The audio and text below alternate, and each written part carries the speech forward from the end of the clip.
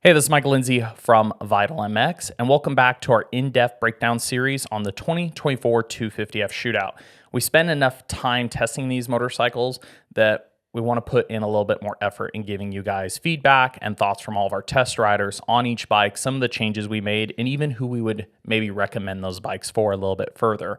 While our main Shootout video, we get a good minute and a half, 2 minutes on each bike. We're going to give you a lot more on each individual bike in these videos. So thanks for joining us, and let's jump into a bike. Coming in sixth place this year was the Honda CRF250R. If you look at the total score for most of the test riders, it was about a sixth or fifth place bike. However, I feel like pretty much everybody I talked to that got off of it had enjoyable moments with this bike, had things that stood out about it they liked, but it does have a few things that hold it back that gave it sort of a contentious result.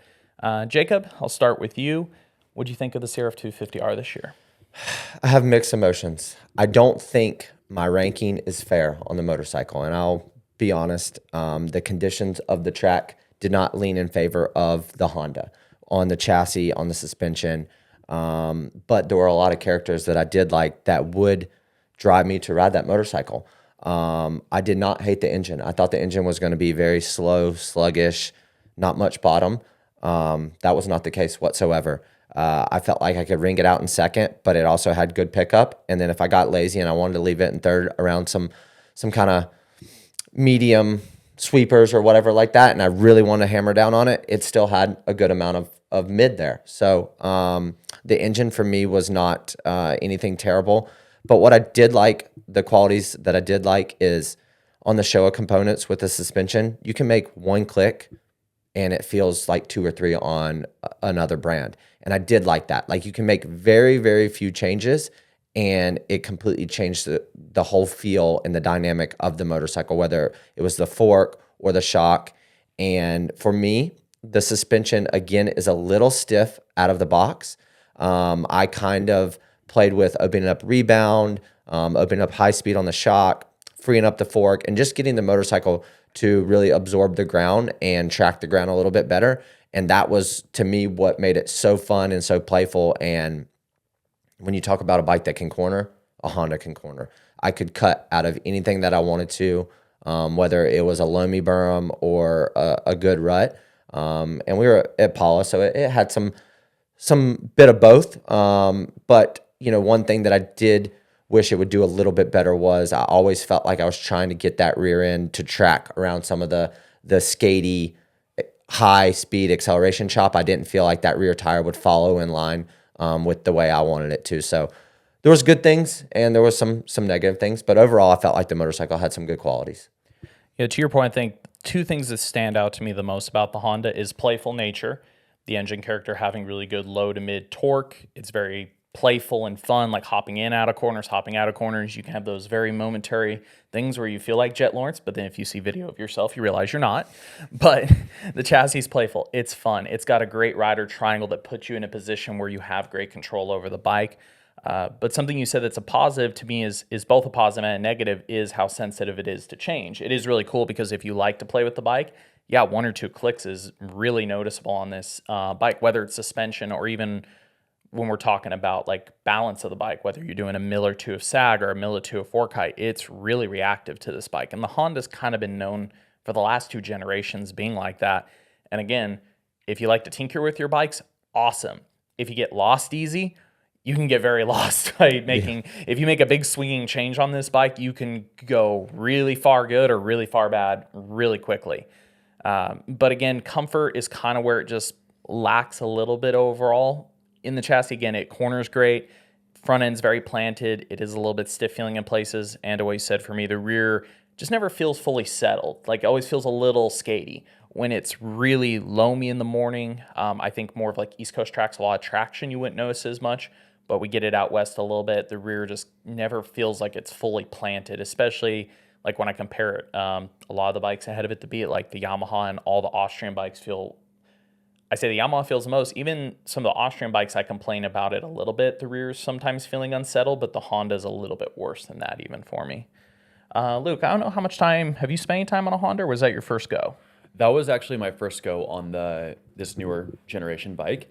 And for me, I was excited because I haven't rode one in so many years. And Actually, I got to go out on it first, which was really cool. And so I kind of experienced both sides of the spectrum that you guys just talked about. So like I rode it first in the morning when it was really loamy and nice, and then at 2:30 in the afternoon when it was kind of square edge, choppy, and hard packed. And like the setup that I had in the morning that I liked, and then what then I realized in the afternoon I needed to do to like help compensate for the track conditions was completely different. And so even kind of like what Jacob said, how he loosened up the bike and made it feel a little bit more like unwound, right? It felt like it was just so much easier to handle in those conditions, because when I was riding it in the morning, I felt that it was, the most fun I've ever had turning a bike. And I genuinely had moments where I was out there and I was like, I understand now how Jet can make this bike work so well. And it was genuinely like so much fun. And then, then I ride it in the afternoon and I was like, okay, now I can see where I'd want to make some changes. And then, riding it after Jacob, that, softening it up a bit, letting it be a little bit looser, it really helped it in my eyes. But there was still a little bit of, front end twitchiness that I didn't like, that I couldn't find the best way to solve that. Speaking of which, so like we've talked about a little bit, especially one of the tracks we did the majority of our testing, Fox. We rode Paris and Fox with these bikes. Paris is a very tight track, so I don't think it shows up as much. What do you overall think of the stability of the Honda? Is it notably lacking for you, or were you able to fix it a little bit with setup? Or so I wasn't super I didn't feel like the stability was my biggest worry. Rather, like I felt going into the corner, almost like my front end was always going to kind of knife. And so then I actually dropped my forks down a little bit, which did help. But then I, in a sense, almost got more rigidity out of the fork, because then I didn't have as much weight on there. So I was like kind of like battling, that edge. And so that'd be something that, if you were to ever make a change, that's what I'd want to do. But that was kind of my weakness that I felt in the bike. What do you think balance-wise, Jacob? What direction did you go? I stiffened the front just a little bit. It didn't have the bad characteristic that you always hear about the Hondas. It's front end heavy, front end heavy, front end heavy. I set the sag right around 105, nothing too crazy. And just kind of found myself stiffening the front just a little bit, but also speeding high speed to not only stiffen, but also get that kind of plush initial feel that I was looking for. It was always what I was wanting to attack on the motorcycle was the rear. And when we talk about all these bikes, for me, I'm always going off of comfort. How comfortable is the bike to ride? How comfortable is it to go fast? And how does it feel underneath you and in your hands? You know what I mean? And I feel like a lot of people, when you do ride a motorcycle, that is a lot of the feedback. Yeah, you can kind of tinker with the power and you can adjust all that stuff, but it's how does it feel while riding? Does it beat you up while holding on to it? Are you having to hold on super, super hard? And the Honda was in the rear end. That's why I rated it so low, was because I couldn't get that rear end to feel exactly like I wanted it to. And I felt like at times I was really having to hang on super, super tight to get the sections that I wanted to get out of it. And no matter what adjustments I made, I didn't feel like it could ever accomplish the feeling that I wanted to in the rear. And it's something that really stands out for me still with the Honda is I feel like no matter what year we do, Shootout, what size of riders we have, height, weight, etc., I feel like nobody ever complains about Honda ergos. Like it really is the bike that everybody almost thinks of like the perfect rider triangle. I swear I never hear anybody complain. Kind of coming off that, where do you recommend this bike for a rider?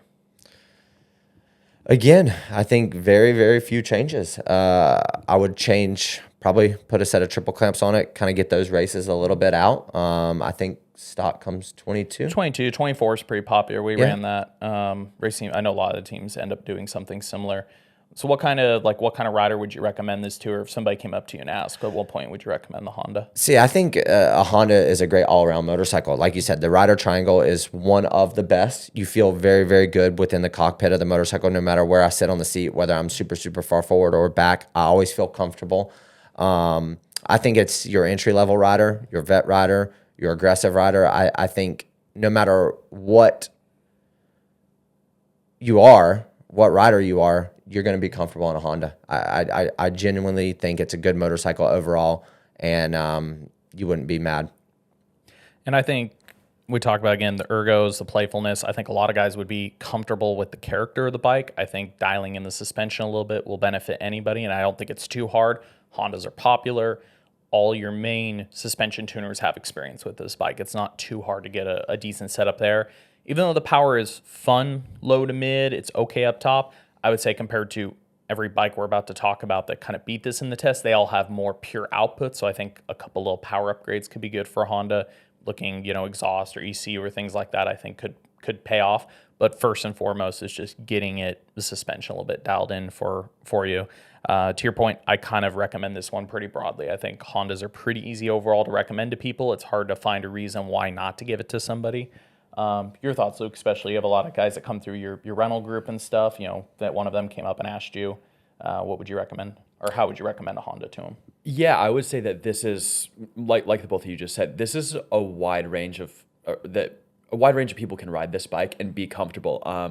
Hopping on it right away, you don't feel like that there's anything drastic going on, right? When you're in the cockpit of the motorcycle, everything feels neutral, which is really nice and like a good starting point. So with that's where it's like, okay, that can cater to a first timer that's just getting going, or then a more expertise rider that wants to train and develop and become really good. So I think it can go either way, and you can set this bike up and have a lot of fun with it.